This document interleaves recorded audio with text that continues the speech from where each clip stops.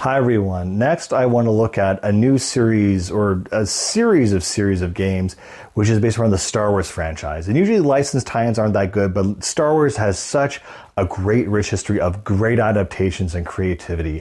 And unfortunately, there's no one core series I can point to that's just Star Wars, but just games here and there that really made their mark as really outstanding titles. So I'm just going to go through a bunch of random ones. And of course, I don't have everything here because, again, there are so many of these that I don't think anyone's covered them all. Shout out to TIE Fighter, though. That was one of the first exposures to a really great Star Wars game, I feel. But yeah, starting with the whole sort of shooting aspect, we have Rogue Squadron 2, Rogue Leader for the Nintendo GameCube. This was a fantastic game, very streamlined, very fun, took up some events from the original trilogy, but just overall, just a very solid shooter. Didn't really invent anything new, but was fun. Similarly, there was Star Wars The Clone Wars, based off the events preceding the second episode movie.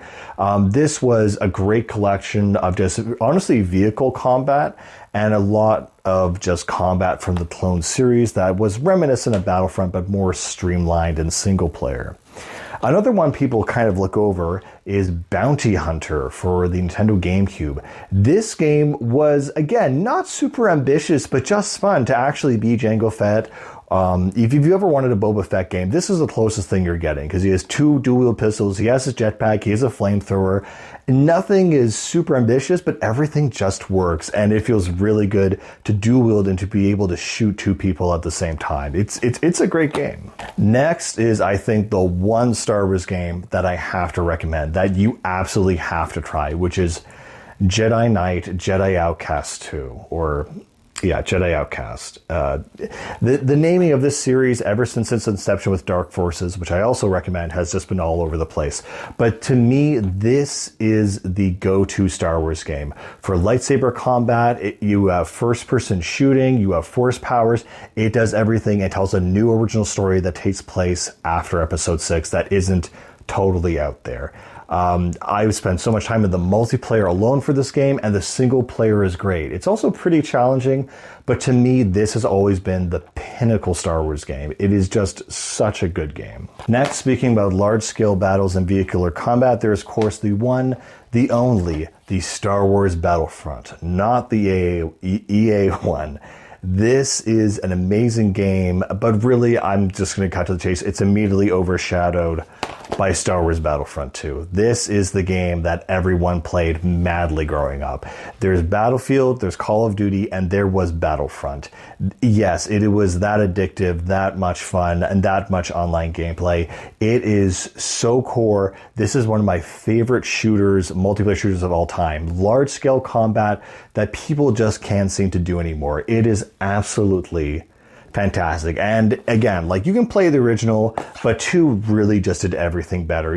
Besides, I think 1 had like a Geonosis map, but this one, it came out right after Episode 3, so it has all, 2 eras, clones, Empire, and it has heroes. Everything is just expansive, and it is every map, every character, everything. It is so much fun. It has an upgrade system, and it even has its own story mode where you play from the perspective as from a clone trooper to the Imperial era to Hoth. Absolute peak gaming. There was nothing quite better than this, and the EA games do not hold a candle, which are just kind of Battlefront clones. Battlefield clones. And this is a different beast. This is, in my opinion, way more fun than those. Speaking of clones, there is the one-off game that completely blew up and went away, which was Republic Commando. Besides Jedi Outcast 2, this is my go-to Star Wars game, and it's a first-person shooter, and it is the best original story, or one of the best original stories I've ever heard of and done outside of the main Star Wars games. You play as a squad of 3 clone commandos preceding the Episode 3 events, and you just form a bond with your squad and team mechanics that I've never seen done before. This was on PC and Xbox. It is an absolute must play. This one is definitely you must play this. It is fantastic. And of course, a classic series of games, one of the best original stories, definitely a must-play, is Knights of the Old Republic. This game, if you're familiar with BioWare and their work with the Mass Effect series, this is more or less like prequel. This is the same quality of writing, characters, combat. Well, combat's a little bit rough. It's pseudo-turn-based, but it still tells one of the most interesting stories thousands of years before the events of the original trilogy. It has an amazingly interesting story and universe, and one of the best gaming experiences I've ever had. And for all the reasons I like this one, it does have its flaws. It's a bit janky, but it is completely outdone by Knights of the Old Republic 2, The Sith Lords. This sounded like a long-running series, but this was the last one in the series, and it still is one of my favorite stories to this day. The character Kreia, a mediate moderator between light and dark, a true gray Jedi.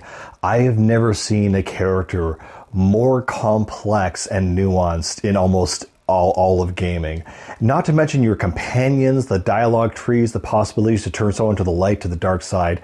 This is absolutely unmatched and unprecedented. The Old Republic is a masterclass in storytelling. It cannot be understated.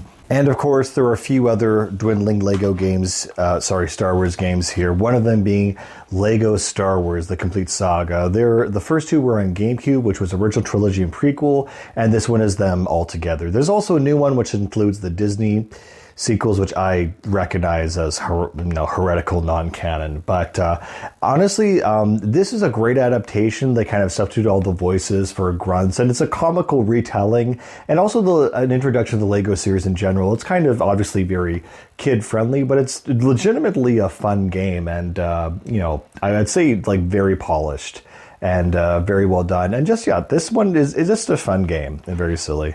And then you have The Force Unleashed, which is on 360, PS3, and Wii. This is where Star Wars games, the quality just kind of went sort of downhill.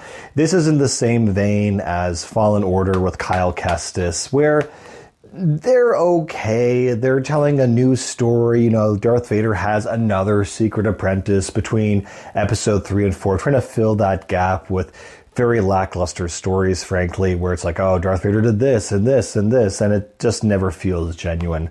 But yeah, that's kind of when the decline began. And again, with the same, the Fallen Order games, I just never really felt they were there. I wanted to like them, but never quite got into them. But anyway, those are kind of a compendium of Star Wars games, and so I listed at least 3 of them which are much played, which is Republic Commando, Knights of the Republic, and Jedi Outcast 2. Fantastic games.